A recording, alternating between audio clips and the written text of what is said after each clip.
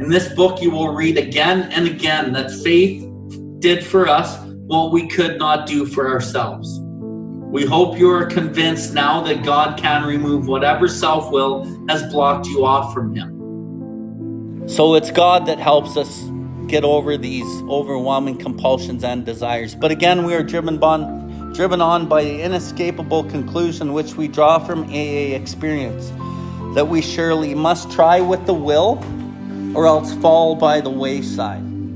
If we don't try with God's will and fucking really dig in, we fall by the wayside. The fundamental idea of God is deep down within every man, woman, and child, but it is often obscured by calamity, pomp, and worship of other things. I'm driven by love. My whole life is actually propelled by love, but I don't see that because I'm too busy going after the things that I think are going to make me happy, when really, what really makes me happy? Watching my kids fucking play. Watching my family. Fucking watching the sunset. Watching ducks on a lake. Like fucking stuff like that. That's actually what drives my life. But I'm so busy and focused on all this other shit because that's what I've been told is going to make me happy, but it doesn't ever make me happy. So this is why we start turning this, we start living from the heart and getting out of the fucking mind, because the mind is the creator of all this bullshit. But it's not just our fault. We've learned it. We've been taught it. And it's all around us. But I start living different. So when the spiritual malady is overcome, because that's the real problem here. That is the real problem. I'm spiritually sick. And recovery to me is about fucking recovering from a spiritual malady, not from the substance. Because what is a spiritual awakening? Well, it's little tiny profound alterations in the way that you think and see things. So once we start learning how to step away from self-seeing it, we fucking have a little mini spiritual experience, and over time you add those all up and it turns into the spiritual awakening. And the more that you do that, the more that you get closer to God, the more that you level up, the more that you won't want to drink. Right? Because the fight is never with other people. Never. The fight is always with yourself. Never is the fight with anybody other than yourself. So if you're blaming somebody else for fucking something, point it to yourself because it's in you.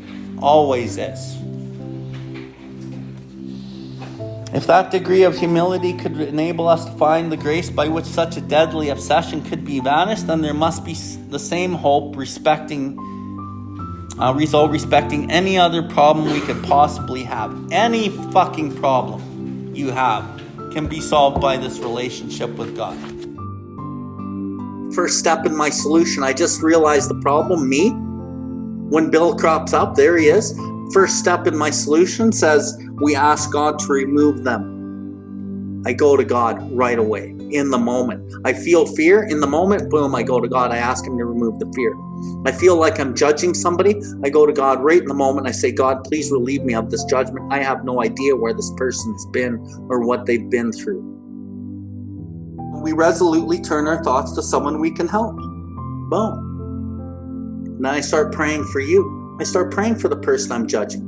I start praying for the person I'm resenting. I start praying for everybody else. And I keep asking God for help. And then what's the result in that?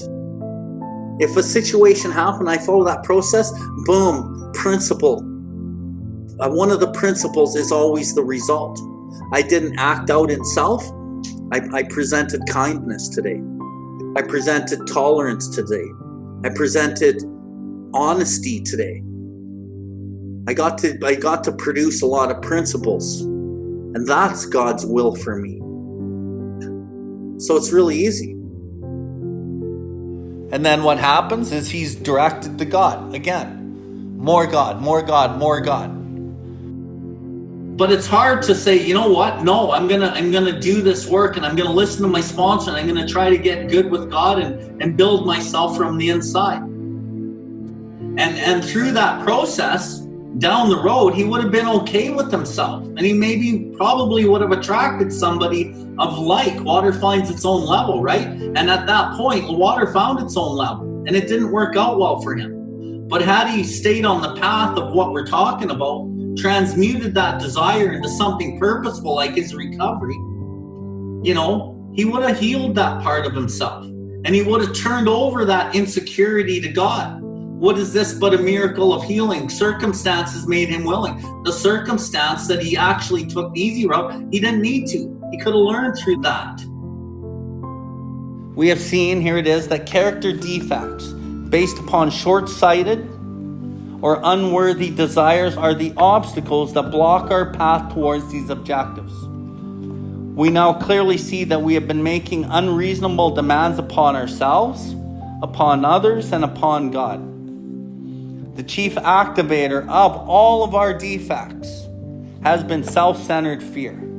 That's the core of fucking everything. Primarily fear that you would lose something you already possessed, or that you would fail to get something you demanded. Living upon a basis of unsatisfied demands, we are in a state of continual disturbance and frustration. Therefore, no peace was to be had unless we could find a means by reducing these demands. The difference between a demand and a simple request is plain to anyone. So the seventh step is where we make the change in our attitude. God's the attitude, which permits us with humility, a desire to seek and do God's will as our guide, to move away from ourselves, towards others, and towards God. So we're third on that list. Okay? It's others and God ahead of us, not us first. And honestly, if I don't change that behavior, I'll fucking drink again. So there's two things. I don't want to drink, and I don't want to fucking be like that. And when you look at how bad I feel, I already knew how bad the things I was doing were. As I was doing them, I just blotted it out and didn't want to fucking acknowledge it. And part of that is everyone else is doing the same shit the same way anyway. So I get justified that way. But the thing is, you can't go against the God within you. You can't fucking go against God within you. Even though your mind might be able to rationalize that, you can't fucking rationalize your heart and your soul. So you just cover it up. And that is all the shit that blocks God. So I'm trying to cut away the self-will, all that other shit that's fucking up my life, that is blocking the entry of God. But God's already there. It's not really entering, it's already there. I'm just clearing off the channel. And I need that channel clear. I have to clean house in order for the grace of God to actually even begin to do what he needs to do. And cleaning house starts in step 4. The grace of God sobriety is typically your first 3 steps. And the grace of God sobriety can last even longer. And when I say the grace of God, when you understand what the grace of God, the term itself means, it means undeserved gift. And why is it the grace of God sobriety? Because you fucking done nothing to earn it. And the grace of God sobriety will wear off.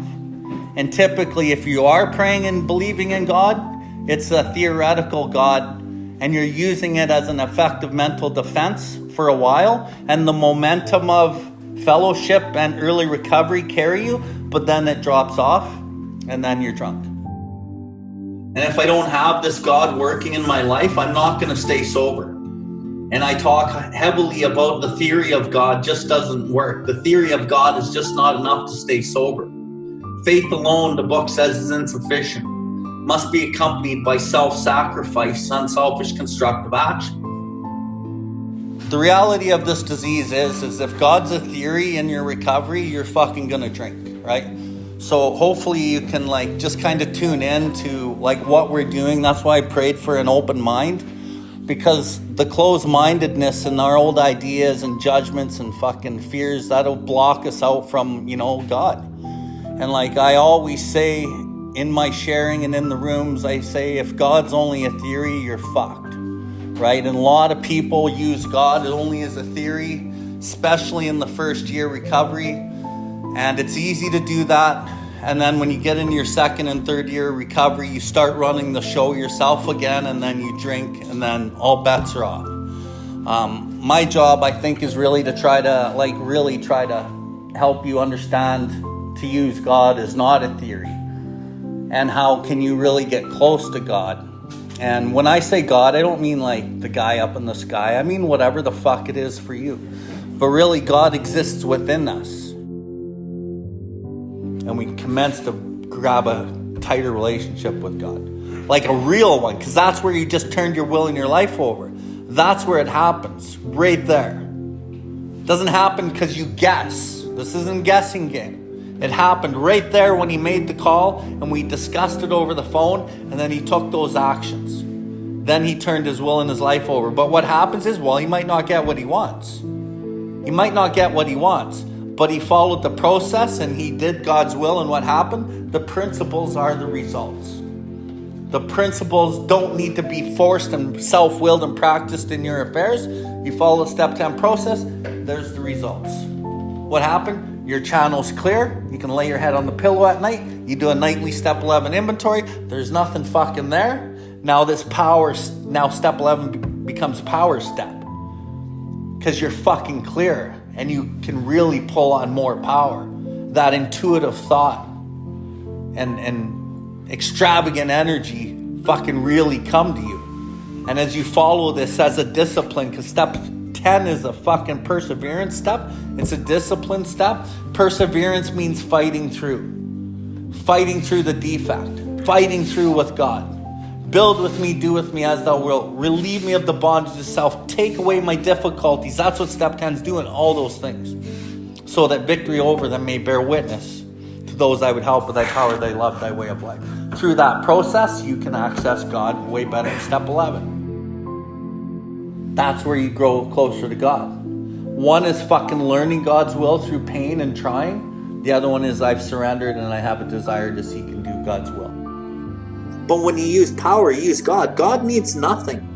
God is full and complete and needs nothing to complete it, whereas force needs to be fed energy constantly and is not complete. That's what we're talking about. For we have found the riddle's answer. And if you know, right, a riddle doesn't have an answer. But they're saying they found an answer.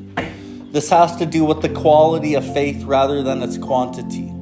So that is like taking God from theoretical to fucking quality, to using God actually in our days march moment by moment. But do an honest appraisal of your spiritual practices. Are you being superficial? Are you being fucking serious about it? Right? I know that it's easy once you get like a few months in recovery. Oh, I'm just going to say my prayers. I say a quick prayer because I'm supposed to. I get out the fucking door and that's it. Right? And we don't really think about God again. We don't really think about our character building or what other people. We just kind of get on with the business of being self-satisfied, run our lives again, come home and fucking do nothing. Maybe we'll pray if we're not, interfered by Netflix. Fuck, Netflix is on. Fuck my prayers, right? That's kind of how it goes, right? But when you first start this shit, you're like serious because your life's on the line. But as you start feeling better, you start thinking that you're not sick. That's the thing, is what happens to people. You feel better, so you think you are better.